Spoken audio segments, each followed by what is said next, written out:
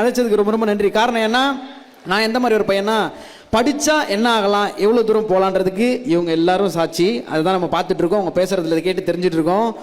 என்ன மாதிரி கொஞ்சம் மிஸ் ஆகி லாஸ்ட் ரோவில் உட்கார்ந்தா என்னென்ன மாதிரி பாதிப்புகள் வரும் அப்படின்றது இந்த இடத்துல உங்களுக்கு சொல்லணுன்றது ஆசை. ஏன்னா அவங்க தெளிவாக சொல்லிடுவாங்க எங்கே படிக்கலாம் என்ன படிக்கலாம் அப்படின்னு அவங்க சொல்லிடுவாங்க. தயவு செய்து வாங்க படிக்கலாம் அப்படின்றது மட்டும்தான் நான் சொல்லணும்னு ஆசைப்பட்றேன். ஏன்னா நான் ஒரு இன்ஜினியரிங் கிராஜுவேட்டு.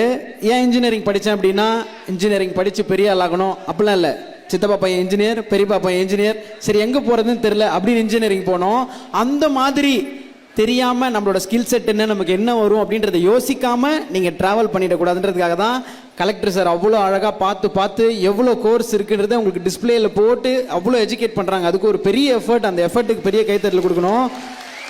வந்திருக்கோம் மோட்டிவேட்டடாக பேசுகிறோம் அப்படின்றத தாண்டி இதில் இருக்க யாரோ ஒருத்தர் அவர் சொன்ன அந்த சைட்லையோ இல்லை அவர் சொன்ன அந்த லிங்க்லையோ போயிட்டு இங்கே செக் பண்ணிங்க அப்படின்னா அதுதான் இந்த விழாவோட உண்மையான ஒரு வெற்றியாக இருக்கும். ஸோ இங்கே நீங்கள் 2500 பேர்கிட்ட இருக்கீங்க அப்படின்னு சொன்னாங்க. இதிலிருந்து ஒரு சிலர் ஜெயிக்கணும் அப்படின்றது இவங்க ஆசை இல்லை, அத்தனை பேரும் சாதனையாளர்களாக மாறணும் அப்படின்றது தான் இங்கே இருக்கிற அத்தனை பேரோட ஆசை. ஏன்னா இது மாதிரி ஒரு ஸ்டேஜில் உட்காந்துருக்கோம், நான் அந்த லாஸ்ட் ரோவில் உட்காந்துருக்கேன்.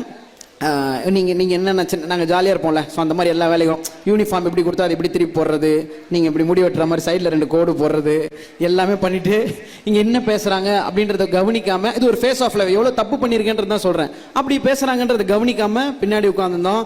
எப்படா பேக் கொடுப்பாங்க, எப்படா சாப்பாடு போடுவாங்க, சீக்கிரம் முடிச்சாங்கன்னா வீட்டுக்கு போயிட்டு என்ன பண்ணுவோம், அந்த ரீல்ஸ் பார்ப்போம். மெய்யாலுமான்னு ஒரு ரீல்ஸ் வரும், அவ்வளோதான். அப்படியே ஒரு நாளாக போயிட்டே இருக்கும் ரீல்ஸ் மாதிரியே. அப்படி ஆகக்கூடாது அப்படின்றதுக்கு எனக்கு ஒரு மேடை தான் என் வாழ்க்கையை மாற்றியது.